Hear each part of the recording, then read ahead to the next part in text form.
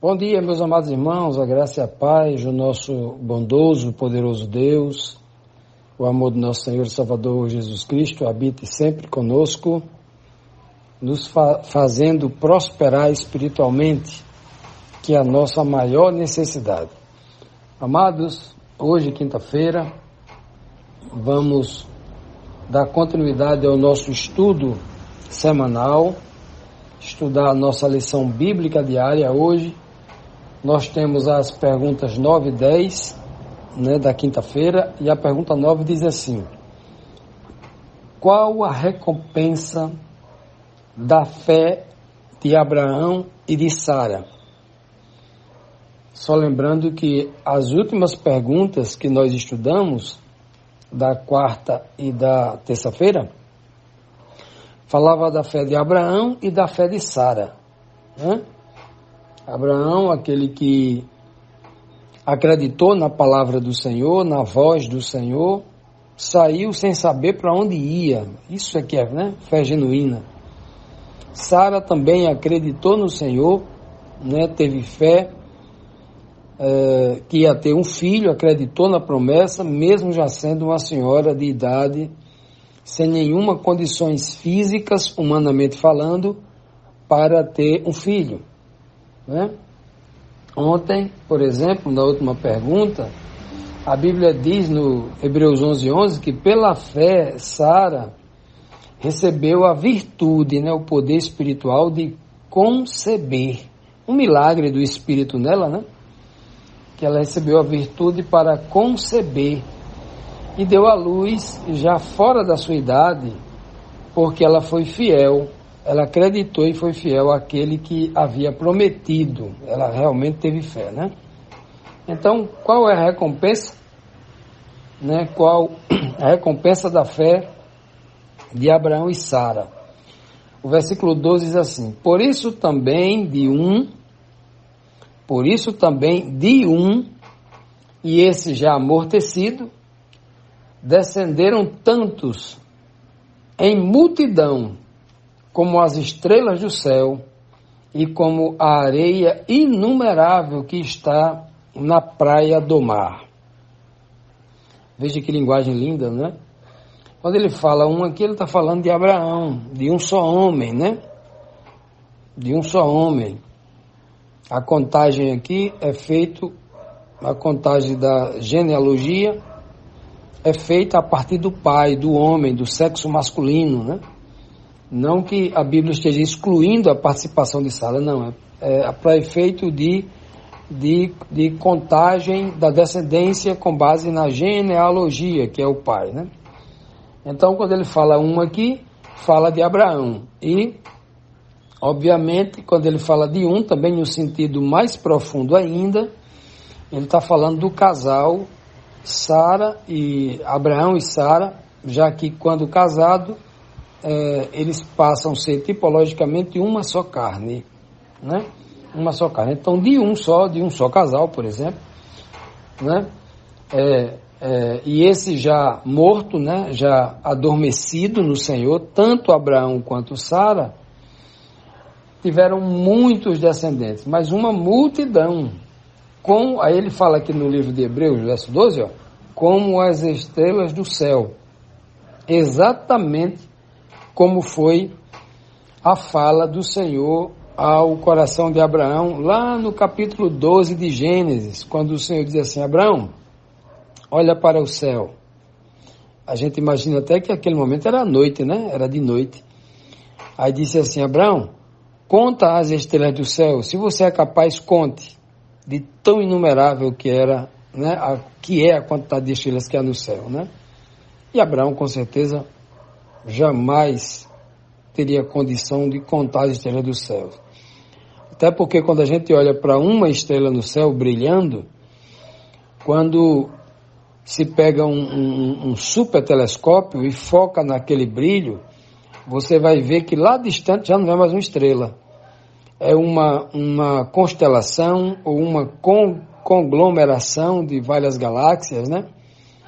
Ou seja, é um brilho que ali, quando a gente aqui da Terra vê só uma estrela, pode ser bilhões, né? Ou trilhões de estrelas, né? Espalhadas aí pelo universo, de uma só. Então, seria impossível, obviamente, que Abraão pudesse contar as estrelas do céu. Mas o Senhor está falando também com ele ali numa figura de linguagem, mostrando que seria numerosa demais. Seria muito numerosa. E o fato verdadeiro é que todos nós hoje, no século XXI, somos testemunhas dessa promessa verídica, né? Dada há mais de 3.500 anos, há 4.000 anos atrás, e repetida aqui pelo apóstolo Paulo há 1.900 anos atrás aproximadamente, né? Há quase 2.000 anos atrás ele disse aqui. Ora, a pergunta é: será que a gente pode contar os filhos de Abraão? Estamos falando aqui da genética mesmo, né? E se a gente for falar dos filhos da fé de Abraão, dos costumes de Abraão, dos filhos que professam a fé de Abraão, aí é inumerável, né? Por exemplo, só de pessoas vivas hoje, sem contar os bilhões ou trilhões aí que já estão mortos, né? Desde os dias de Abraão até hoje, se a gente for contar só hoje, nós temos, por exemplo, de islâmicos, de árabes, todos eles, né? Somente os árabes ali, filhos de Ismael, né? Que também era filho de Abraão. E se a gente for contar também só com Isaac, né? O filho da promessa ali da fé religiosa, se a gente for contar quantos cristãos tem no mundo hoje, né? 2,5 bilhões. Quantos muçulmanos tem no mundo hoje?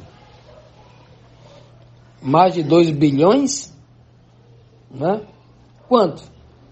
Metade dos habitantes do planeta descendem ou do DNA de Abraão ou professa a fé de Abraão, né? O judaísmo, cristianismo, né? O islamismo, as maiores religiões do planeta, cristianismo e islamismo, né? Creem nesse homem, professam a fé desse homem. Uns filhos com DNA mesmo, né? Por exemplo, aqui no Nordeste, nos estados do Nordeste, que foram colonizados pelos portugueses, a maioria dos que vinham nos barcos de Portugal para cá, muitos deles tinham ascendência judeu, né? Eles eram judeus naturalmente. Então tem muitos filhos de Abraão espalhados pelo mundo, né? Incontável mesmo aí. Então, que coisa linda, né? Quantos são? Né? Quantos seriam? Ora, é incontável, né? Se hoje é só no século presente, vamos contar nos últimos 50 anos, a gente pode dizer que em torno de 4 bilhões, imagine se contar tudo isso para trás, até os dias de Abraão, né? A quantidade de pessoas é incontável mesmo, né? É incontável mesmo, porque a promessa do Senhor, ela não falha. Diz: como as estrelas do céu, como a areia inumerável que está na praia do mar, né? Essa promessa aqui, geralmente a gente tende a aceitar como ela de forma física, do DNA, mas muito mais bonita ainda é quando nós examinamos esse verso com o olhar tipológico, aqueles que têm a fé de Abraão verdadeiramente.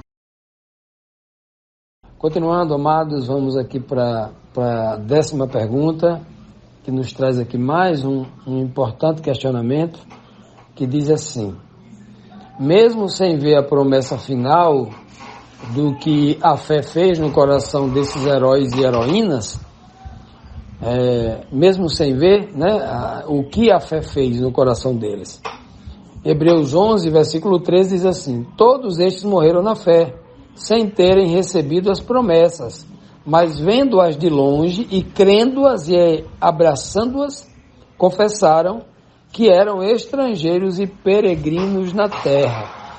Olha só. Então, todos esses homens de fé, esses servos do Senhor, quando eles receberam as promessas, né? Eles, por exemplo, não foram orgulhosos de dizerem assim: eu sou a igreja de Deus, eu sou ungido do Senhor, me respeite, eu tenho poder para abençoar você ou para condenar, como muitos hoje que professam ser cristãos, que professam a fé de Abraão, né, agem completamente diferente desses homens que realmente tinham a fé genuína, né? Quando eu falo esses homens, eu estou falando de Noé, estou falando de Abraão, estou falando de Isaac, Jacó e tantos outros, né, que viveram aí, o testemunho deles estão assim exposto aí na Bíblia Sagrada para quem quiser ler. Então todos esses que no contexto aqui de Hebreus está falando de Noé, está falando de Abraão, está falando de Sara, né? Todos estes aí, diz o texto, morreram na fé. Eles adormeceram o descanso, né? O descanso no Senhor, na fé. Eles não abandonaram a fé, não deixaram o caminho do Senhor e foram para os caminhos do mundo, não. Eles adormeceram nesta fé, né? Na fé verdadeira do único Deus. Então eles morreram na fé sem terem recebido as promessas. Olha só. Eles, por exemplo, eles não viram Cristo nascer. Eles não viram Jesus nascer.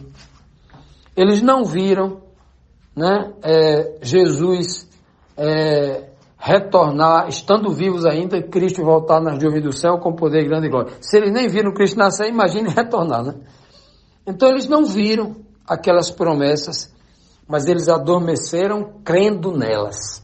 Que coisa linda, né? Muitos de nós que hoje estamos vivos, nós não temos a certeza, eu não tenho essa certeza. A gente vive a esperança, mas a certeza nós não temos de que nós estaremos vivos quando Cristo despontar nas nuvens dos céus. Porque eu não sei se eu estou vivo nem amanhã, né? Como é que eu posso garantir que eu estarei? Não sabemos.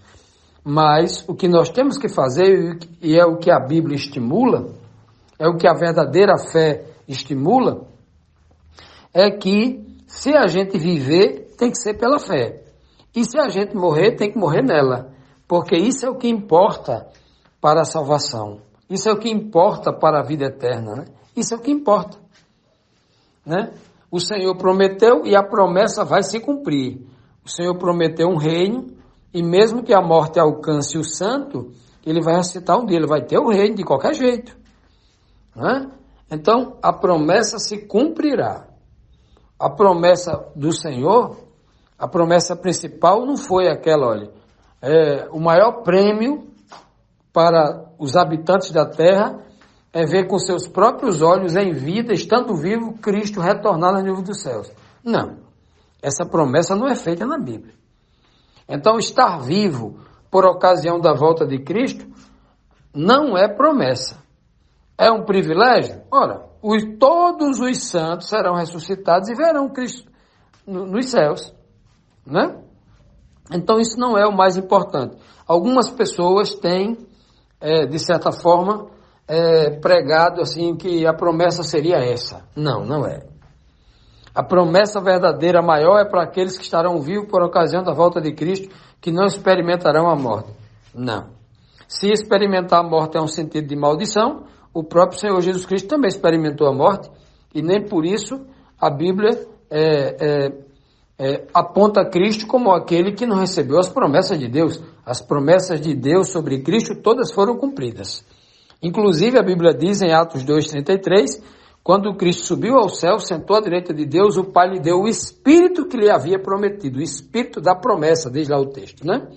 Então, isso é muito bonito. Então, essas pessoas, Noé, Abraão, Sara, que nós temos tratado até agora aqui na nossa lição, essas pessoas receberam a promessa, né? E essas pessoas morreram sem receber essas promessas. Mas elas viram apenas de longe. Como viu de longe? Olha, outra expressão, né? Que linguagem linda. Viram de longe. Como viu de longe? Será que Abraão viu Jesus Cristo morrendo lá na cruz do Calvário, estando lá no Egito, viu de longe, assim, a distância geográfica, a distância em quilômetros? Não. De longe aqui é uma força de expressão. Ele viu pela fé de longe. Como foi que Abraão viu a morte de Cristo na cruz do Calvário? No dia que ele foi matar Isaac, foi oferecer um sacrifício a Deus com a vida de Isaac, e ele foi o tempo todo dizendo, Deus proverá o cordeiro. Isaac perguntando, cadê o cordeiro? A gente está aqui com a lenha, está aqui com fogo, está aqui com cutelo, está aqui, mas cadê o cordeiro, que é o principal? De Abraão, Deus proverá, o Senhor proverá, né? E quando chegou lá, né, para salvar o seu filho, o Senhor trouxe um carneiro ali, e ali foi oferecido, o Senhor proveu aquilo que ele disse. Então, Abraão vê de longe, nesse sentido, né? Ele vê a promessa se cumprir. Vai chegar um dia, Abraão, que porque você não negou o teu único filho, eu também não vou negar o meu. Chegará o dia em que o meu filho vai salvar todos vocês. A morte do meu filho vai expiar o pecado de todos vocês e vai resolver o problema, o maior de todos os problemas da raça humana, que é o pecado, e por consequência do pecado, a morte, né? O último inimigo a ser vencido é a morte, vencido. Então, quando a Bíblia diz aqui que eles morreram, adormeceram no Senhor, mas viram essas promessas de longe, é exatamente isso. Eles viram essa promessa de longe, mas creram. Imagine que Abraão e Sara, no final da sua vida, eles viram assim, o Senhor me prometeu isso, aquilo, outro, mas cadê? Eu não estou vendo aqui não, eu só tenho um filho, não tenho netos. Cadê os meus filhos com a Maria do Mar? Olha, Abraão não cobrou isso, não é mesmo? Olha, Abraão sabia que Isaac poderia ter muitos filhos, né? Os seus netos, bisnetos, olha, todos eles morreram e não viram. Que coisa linda. Por isso que a fé é o firme fundamento daquilo que não se pode ver. Já imaginou se Deus ressuscitasse Abraão agora e Abraão pudesse olhar? Obviamente ele ia ter muita tristeza olhando para os seus filhos, né, de hoje. Mas, olha, é um número incontável. Ou seja, Abraão não pode verificar porque está dormindo no Senhor. Mas o número é incontável, ou seja, se ele pudesse entender que Deus cumpre tudo, isso serve de motivação para mim e para você. Olha, que Deus prometeu lá, cumpriu. Tudo que Deus prometeu para mim e para você, Ele vai cumprir. E nós precisamos viver nessa fé, porque essa fé é a verdadeira garantia de salvação que nós temos. A fé é pela graça, a salvação é pela graça mediante a fé.